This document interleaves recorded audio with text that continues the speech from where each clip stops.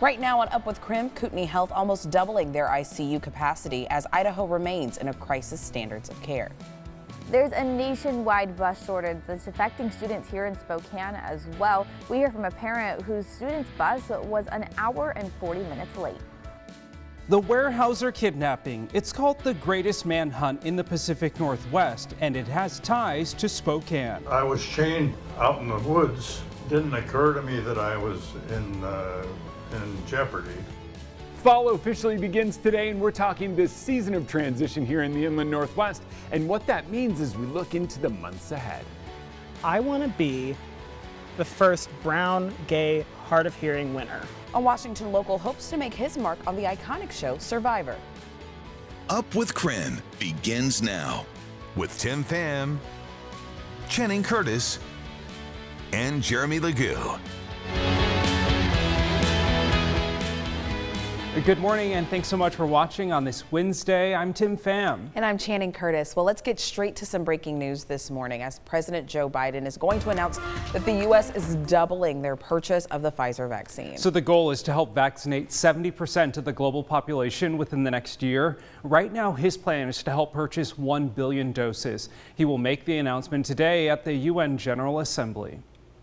Now, in the meantime, hospitals across Idaho remain in crisis standards of care as COVID-19 cases continue to climb in the state. Kootenai Health saw a record number of ICU patients on Tuesday. Right now, 43 people are in intensive care. So to put that into perspective, their ICU is actually licensed for 26 beds under normal circumstances. The Idaho Department of Health and Welfare held a briefing on Tuesday to discuss the big focus, which is keeping people out of hospitals. They're confirming that 90 patients have received antibody treatments from Heritage Health so far. Health officials want to remind everyone that these treatments do not replace getting the vaccine. Now, Kootenai Health will be holding a press conference later today to discuss the growing concern of kids in COVID.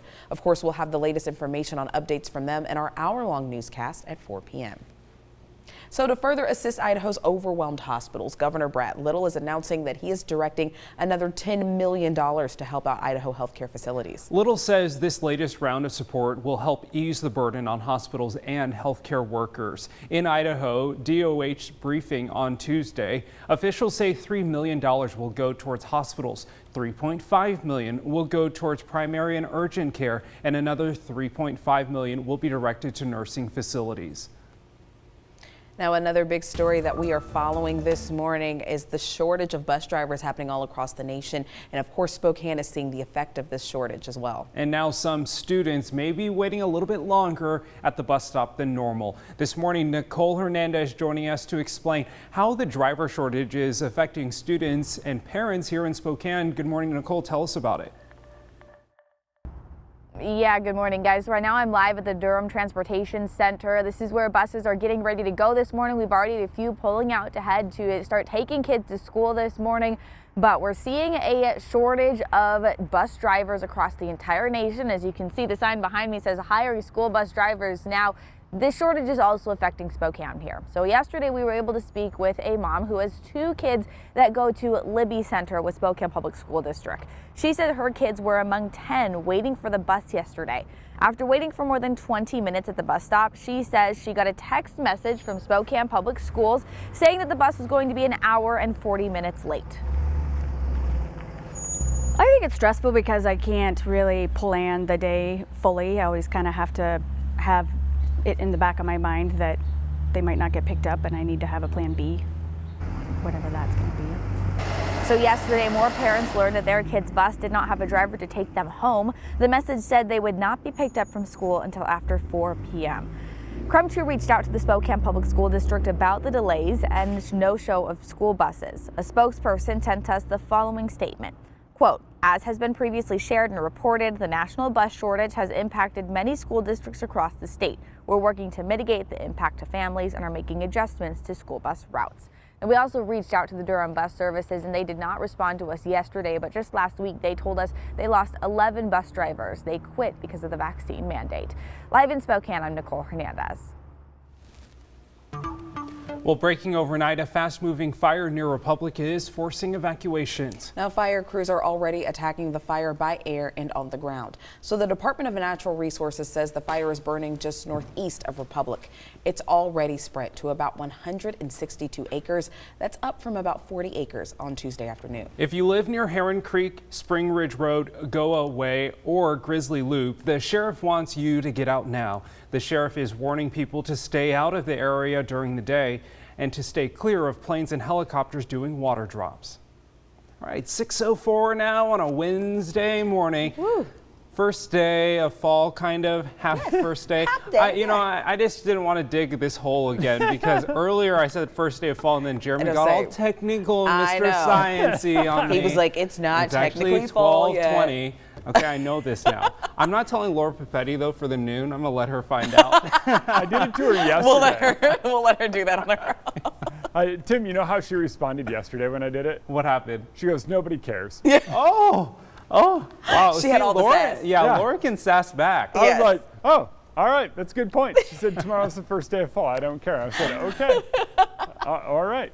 The important thing is that it feels like fall. Yeah, that's going to be today. So if I look off to the east, if you look off to the east, you can see it's clear skies overhead, and we've always talked about radiative cooling. We got pretty warm yesterday, so that means this morning we stay pretty warm. 50 degrees right now here in Spokane as wind starts to pick up. It's out of the east-northeast at 7. If I look out to the west, I see a full moon. It's a beautiful start to the day.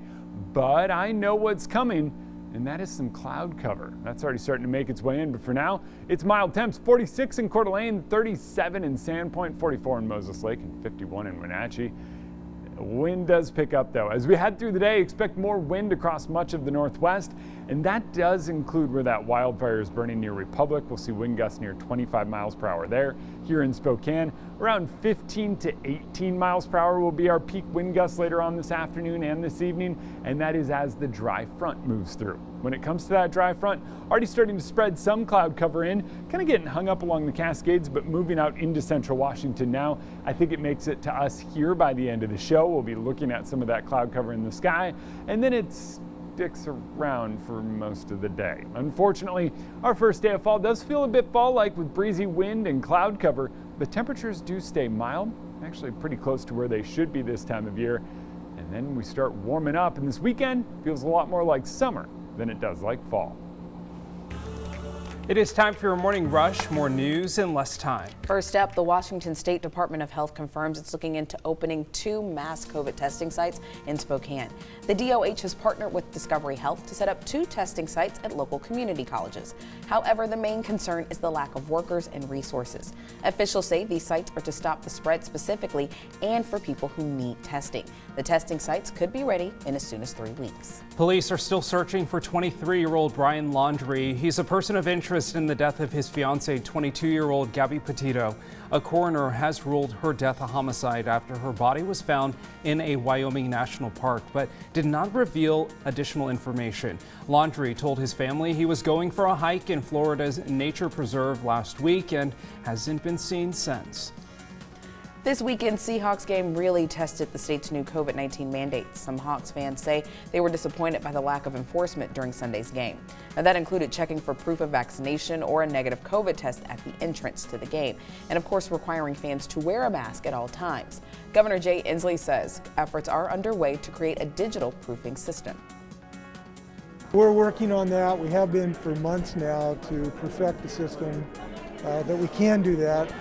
Most venues in King County will require people ages 12 and older to be fully vaccinated by October 25th, and that includes going out to eat, heading to a bar, or any major event. Well, that's your Morning Rush. More news in less time. Let us know what's happening in your neighborhood by using the hashtag #UpWithKREM on social media. A 1930s kidnapping captivated the nation. A young child was abducted, and the kidnappers led the family on an elaborate scheme that spanned across the state. It's hard to sum this up, but I'll see if I can. So George was walking home from school, and he's snatched off the street by these 3 kidnappers. A Seattle author uncovers intricate details in one of the greatest manhunts in the Pacific Northwest. And as we officially begin fall later today, listen up, nerds. That happens as the sun shines directly on the equator. So that's today. Happens at 12:20 p.m. Yeah, Tim, I did say Nerd. that. I am a nerd. Proud nerd. You either got to be proud or ashamed, and so I chose proud. I can't even talk. All right, either way, starts at noon 20.